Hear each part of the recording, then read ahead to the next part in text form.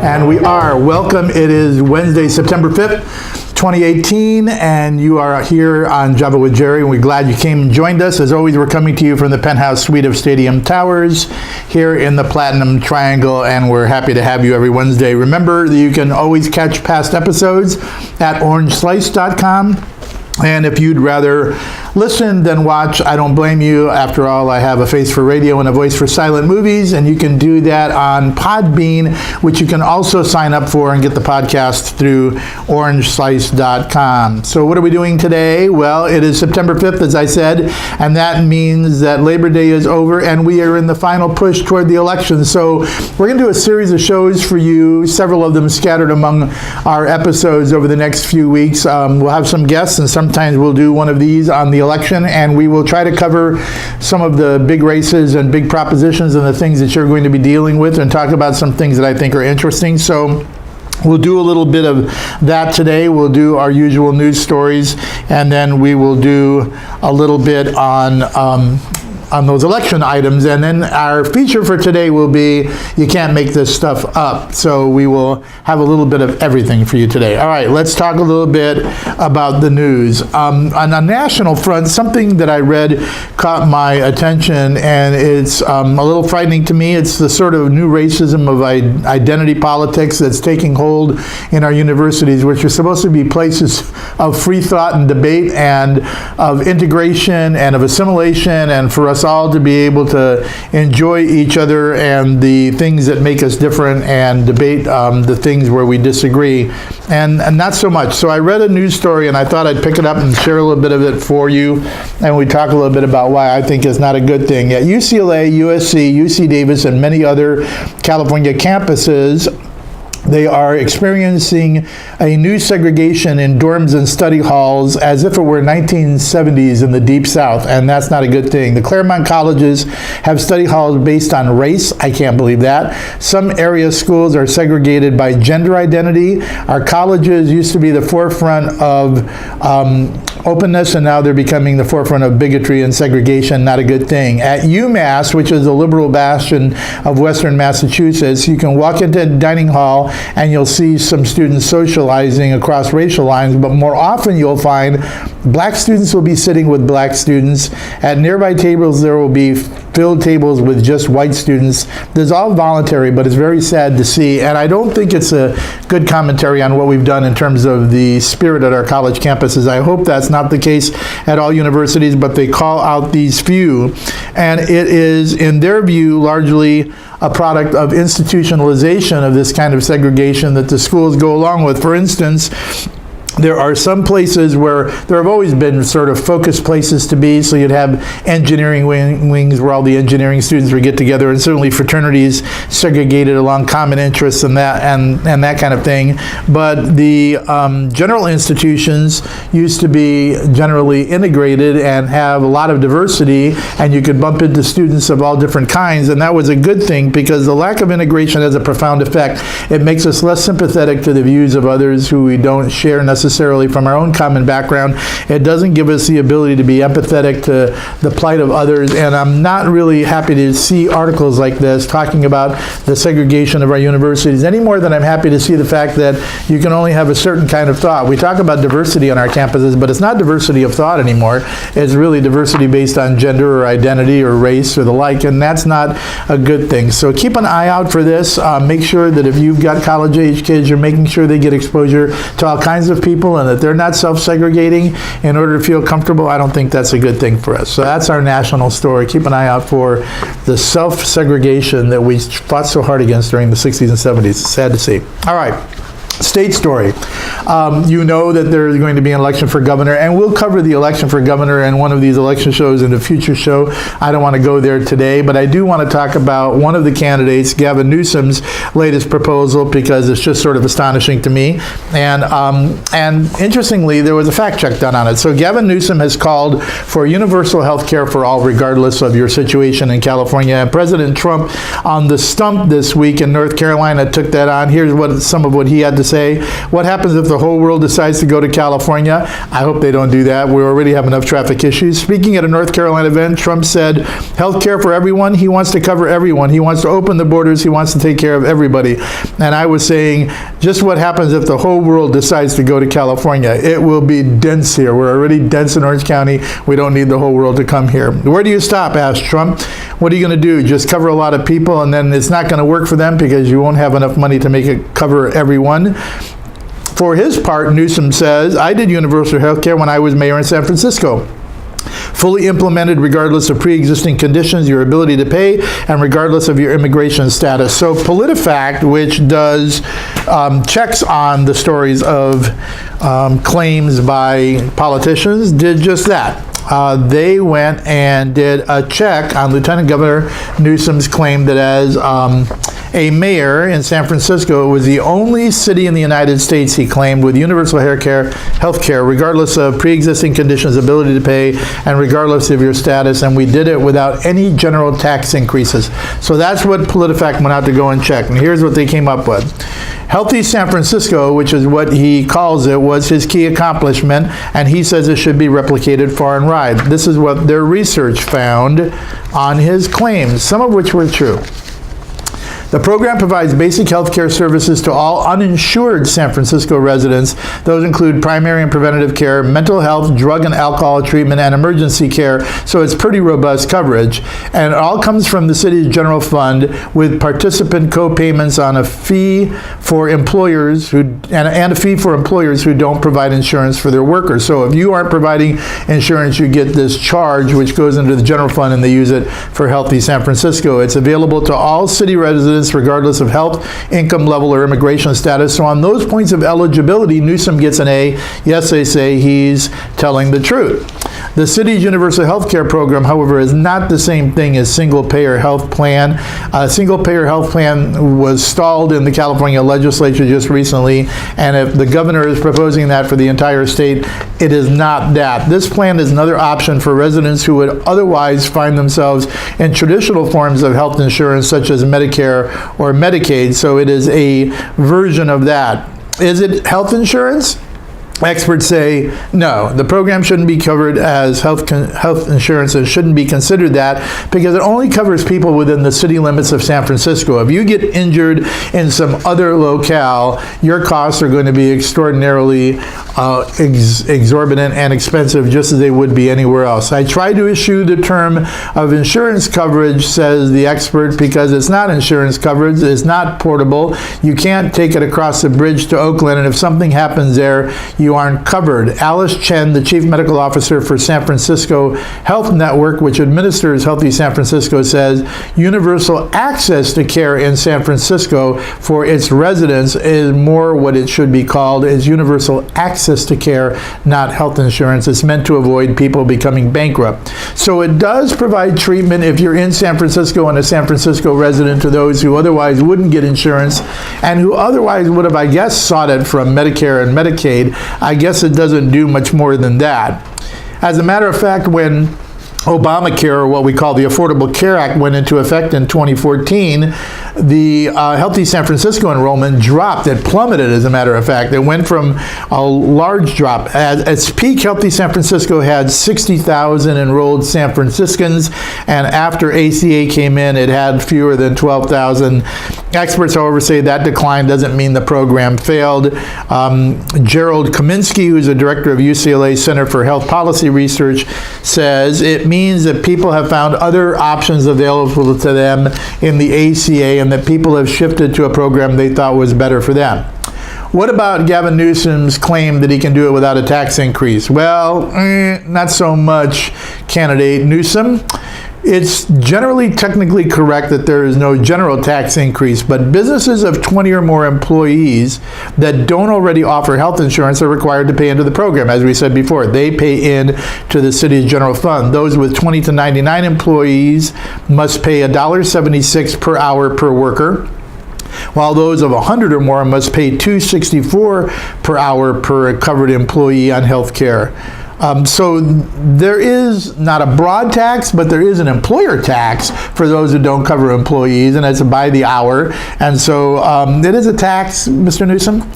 And some restaurants have figured out, because they've got this situation where they don't have covered employees, and so they had to pay this hourly wage. They figured out a way to spread the cost, so they pass along a health fee to their diners. So you get your bill, you get your tax, and then you get the health fee, which is meant to cover the per hour charge that they're paying. So on a check of facts, yes, the eligibility is, as the Lieutenant Governor describes it.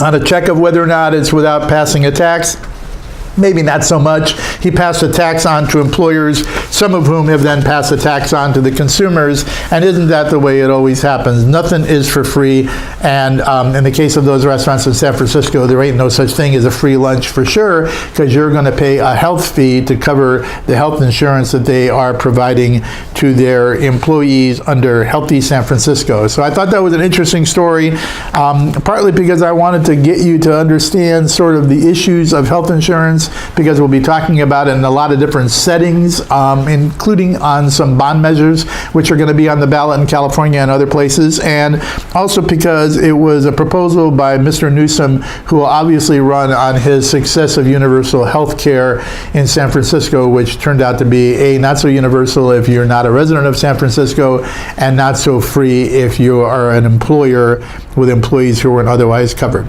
All right, that's our state story. Long-winded, but it sets up future shows. So there you go. You had to live with it. What's the local story? The local story, this one caught my eye and I liked it, and so I decided I would cover it. It was Fleet Week in San Pedro last week. I almost said San Francisco. Fleet Week in San Pedro, and that meant that the Conquer the Bridge race was on once again. So the ships were in the San Pedro harbor for Fleet Week, and while many ships were in port, the real fun was the Conquer the Bridge race. It celebrated its 10th anniversary. It's a really very local celebration, and of course it draws people from all over, but more than 1/3 of the 3,500 runners across the bridge hailed from San Pedro, so really quite a lot of local flavor. The runners took to a 5.3-mile race across the Vincent Thomas Bridge and back again, which is a cool bridge to cross in a car, let alone run. They spanned all ages, from the age of 7 at the youngest to 88. We had a runner there who had run that race before. Chris Foster, who is 35, and he's a track coach at Peninsula High School and also lives in San Pedro, so he's a local guy, won the men's division for the 3rd consecutive year. So good for you, Chris Foster, and we congratulate him and all the other division winners and all the other flights, which we won't take time to mention here. And we also congratulate San Pedro on a great Fleet Week and on a great Conquer the Bridge race. So if you haven't done that race before and you're a runner, you might want to try it. You can imagine, if you've been across the Vincent Thomas Bridge, what the sights must be like above the harbor when you get to the top of the bridge, because it's quite a high arch up there. All right, sports story for the week. I hate to report this one. Last Saturday, UCLA kicked off its 2018 season and the beginning of the Chip Kelly era, which we were all very hopeful for as we went into the Rose Bowl, and it was a beautiful day to have it, when they faced the Cincinnati Bearcats at the Rose Bowl last Saturday. Once again, I found myself tailgating and attending the home opener in the shadows of the Arroyo Secos. As I said, a beautiful day, but Bruin football, and did we stink up the home opener. We lost to Cincy 26-17, and it was painful to watch.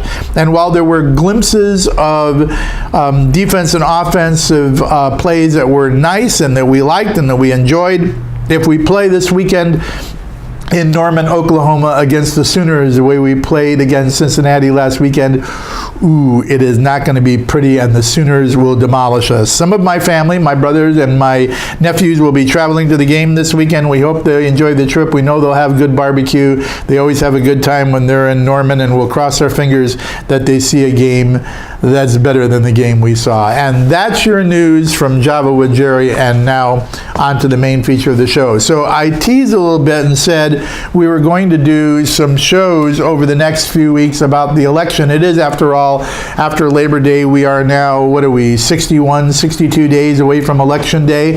So we're in the sprint to the elections, and I thought we would cover some things on the 2018 midterms in the national, state, local races, and maybe some ballot propositions that are of interest and that you should be paying attention to, or that at least I find interesting and want to make some comments on.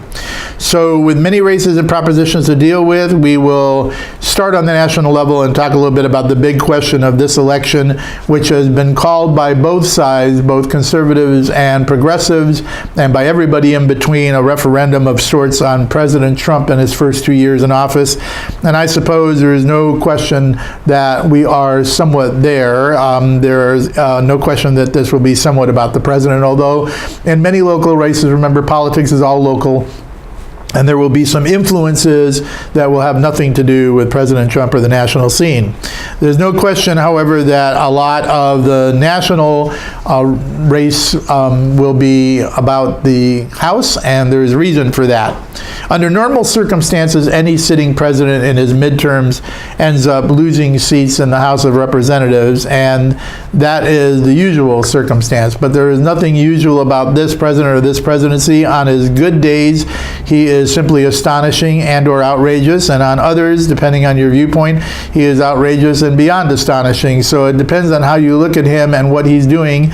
He certainly has a roaring economy, has revamped the contributions coming from our allies to their own defense in Europe, has created manufacturing jobs that people, including President Obama, said would never return to our shores, and yet they are. He has rewritten trade policy, good or bad, depending on your viewpoint. He's been tough on foreign affairs in some cases and absent on others. He's appointed a bevy of conservative judges, probably more judges appointed in the first 2 years than most presidents, and that's an interesting thing for someone who doesn't have a strong background in the law. And he has even appointed a conservative justice to the Supreme Court and has one more undergoing investigation by the Senate, although I don't know whether or not you can call those Senate hearings really about Mr. Kavanaugh, if they are just a lot about theater. I watched a little bit of tape yesterday of Mr. Kavanaugh's first day before the Senate committee, and it was just nothing short of a circus. So he has defied the odds, the president, in a lot of ways. He has also had an endless 2-year investigation that has mostly led nowhere, but certainly polarized the nation over the issue of foreign intervention in the 2016 elections. He's also attacked the investigators in that venue in Mr. Mueller's investigation of the Russian interference. He's attacked his own lawyers and former lawyers. He's attacked the FBI and the Department of Justice, his own Attorney General. He's done something that conventional presidents never do, and the president has much at risk. I think it's likely that his party will pick up seats in the Senate, and frankly, it looks like he may pick up as many as 4 or 5 seats, I've heard. So, well, the Senate looks good for him, which is probably a good thing should he lose the House and be subject to impeachment. The House is a little more problematic. The House is always problematic, as I said, for a sitting president. And he needs to keep the majority in the House of Representatives if his last 2 years of his first term are at all to be productive.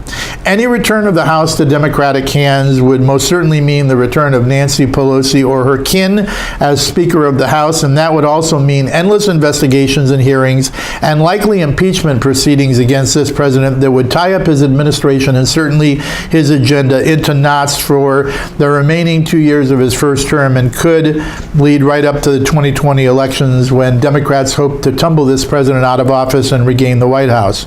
So the national scene is just fraught with danger for everyone and drama for any American who's paying attention. Here in California, we have a number of races that are going to be at issue in the Congress as well as in the Senate. And we will cover those in future weeks, but I wanted to talk about just one of them because I find it to be an interesting race and an interesting contrast sort of what's going on now in the Democratic Party, which is fascinating to watch because the Democratic Party has much more turmoil and upheaval in it than people think. They think they speak monolithically against this president and against the right, but there are real fractures in the Democratic Party that I think are interesting to watch, and it's an interesting thing whenever a party is out of power to see it sort of try to reshape itself. Well, here in California, we have a Senate race, which is sort of a little microcosm of what's going on. The makeup of the Senate will not be changed either way. A Democrat will be elected to the Senate seat held now by senior Senator Dianne Feinstein.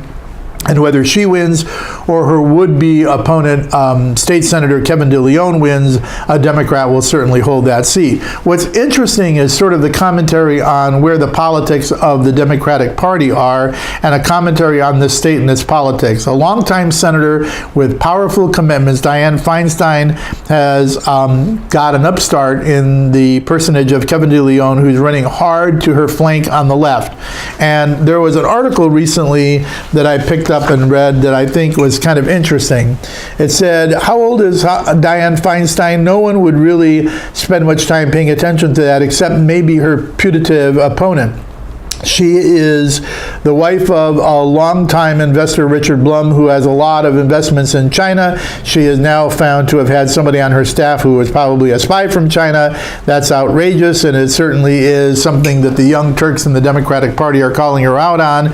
And they certainly have managed to keep her from getting the endorsement of her own party. And that's an astonishing thing. Think about that. You have a senior senator who sits on the Judiciary Committee and has been a leader on committees of international affairs for a long time, and she couldn't get the endorsement in her own state of her own party.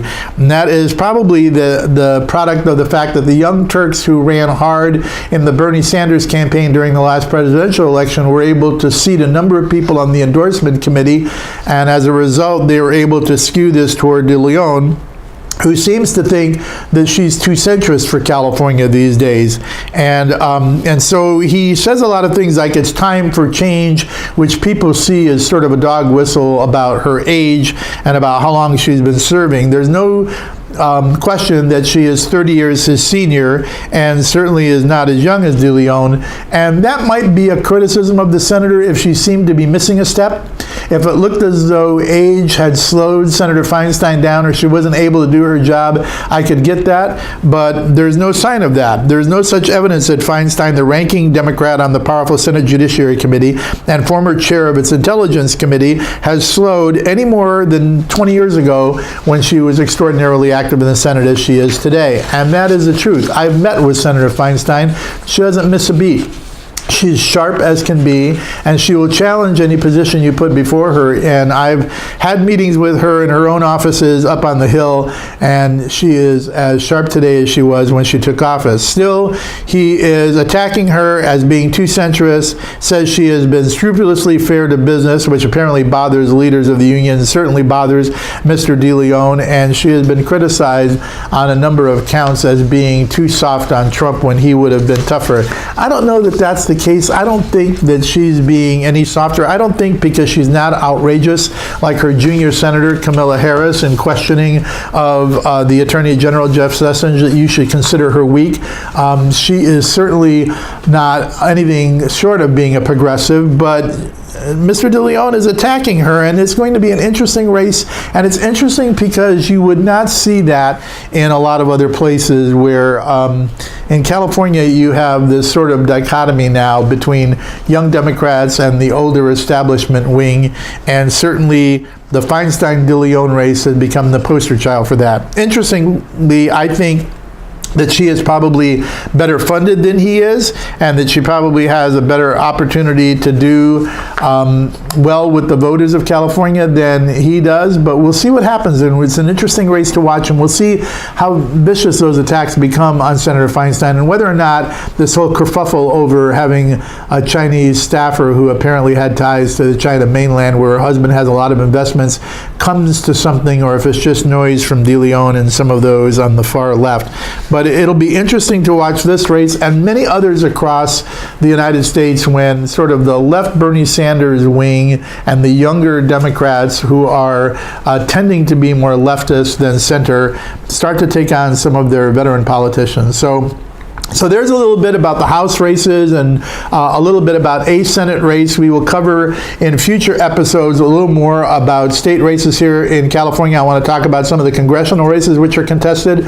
I'll want to talk obviously about the governor's race, give you a little snapshot into Governor Newsom. We'll give you a little snapshot into John Cox, his Republican opponent, when we have the opportunity in future episodes to do that. We're going to talk a little bit about ballot measures. There are a number of bonds on the ballot for you to consider. And I want you to think, think a bond is not something much more than the legislature and the people of California whipping out their credit card and swiping it. Sooner or later, somebody's going to pay that debt, and we'll talk a little bit about whether any of those bonds are worthwhile and how you should judge a bond. I think there is a key to this that I will share with you in future shows, but you ought to be asking some critical questions about a bond and whether or not it's going to be segregated funding for a single purpose and whether or not it's protected from invasion by the legislature or the governing body, whether that is a city council, a county, or for that matter, the state of California. So we will talk a little bit about bonds and bonding in future shows. And then we're going to talk about some local propositions, some that deal with minimum wage, some that deal with transient occupancy tax, some that deal with an attack on the business community by those who have interest in it. And I'm being told I'm babbling too long and we're running out of time. But in future shows, interspersed between shows where we're going to have guests, we're going to cover what's going on in this 60-day sprint toward the elections.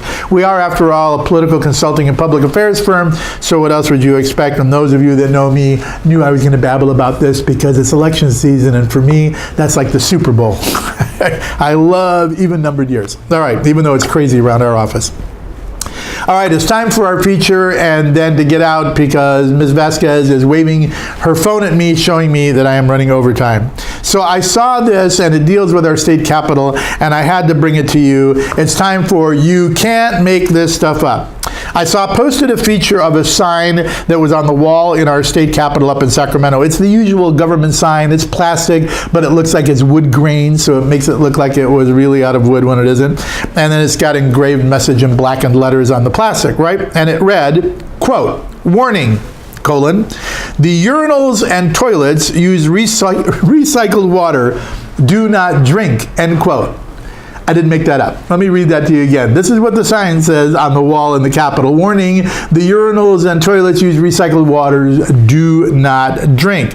Now, setting aside for the moment the notion that recycled water is necessary in our toilets and our urinals as further nonsense of what the Enviro left has done in California, since in the end, everything that gets flushed ends up going to a treatment plant, and we treat it to a point now when we release it out into our rivers and to our ocean, it's like Avion, right? I mean, we've cleaned it up so much. So setting that all aside about why we need clear, sparkling water coming out of our recycling plants, the idea that we're using reclaimed water in the toilets has its own merit. But for the state to protect the safety and the health and welfare of their own constituents, they thought this was so important and such a danger to the public's health that they were left with no choice but to put up a sign prominently warning their constituents that the water in urinals and toilets was not potable and should not be consumed. After all, that's what all the people visiting our capital or working there would do, right? They would all drink urinal and toilet water when they're thirsty, correct? I mean, why use a fountain in the hallway or go get bottled water out of the snack bar or cafeteria or even the gift shop if it's available there? If you're thirsty, you would naturally just go to the bathroom, stick your head face up in the urinal, and flush to get a drink. Unbelievable. Or maybe you'd get on your knees in front of a toilet like a Rottweiler and drink right out of the toilet water, right? Wrong. You wouldn't even have the presence of mind to think like a, say, drunken fraternity brother, to go into the bathroom, turn on the tap, and drink from the sink. I mean, after all, our bathrooms have a sink for you to wash your hands on. They could get water from the tap. No. They're going to use the urinal and or the toilet. Now, you know how this happened, right? How we got this sign? It's my fraternity. It's the lawyers who have done this. At some point, some Nimrod went into a bathroom in the Capitol. He flushed a urinal and drank, or he drank out of the toilet. He got, as you might imagine, unearthly ill, hired a lawyer. They sued the state, and the state's lawyers decided the best way to protect their constituents was to put up a sign that said, "Don't drink the water out of the urinals and toilets." You can't make this stuff up. All right, don't forget, if you've got a dumb criminal story, send it in. You can win a mug. Don't forget to join us every Wednesday or go find us on Orange Slice. We will be back next week. We will do some more of Java with Jerry with you. We're glad when you come and join us. In the meantime, have a great week, make good decisions, and we'll see you back here next Wednesday for more Java with Jerry.